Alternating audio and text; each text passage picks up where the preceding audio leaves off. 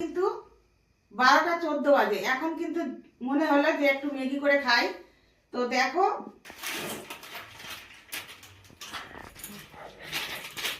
দেবো, এরকম ফুলকপিগুলো দিয়ে দিলাম, কেটে রেখেছিলাম আমি, কিন্তু ওটাও দিয়ে দিচ্ছি। এবার হয়ে গেছে, ম্যাগির সঙ্গে সঙ্গে কিন্তু ফুলকপি আর আলুও সিদ্ধ হয়ে গেছে।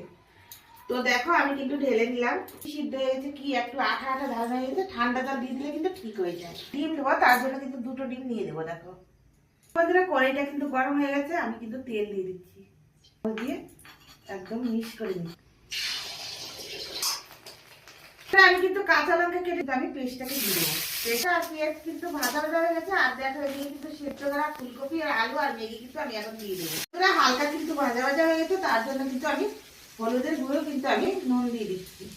ডিমটাকে ভেজে রেখেছিলাম আমি, ওই ডিমটা কিন্তু দিয়ে দেবো, কেননা ম্যাগি মশলাটা কিন্তু আমি দিয়ে দিচ্ছিলাম। দেখো বন্ধুরা হয়ে গেছে, আমি কিন্তু সয়া সসটা দিয়ে দিচ্ছি। দেখো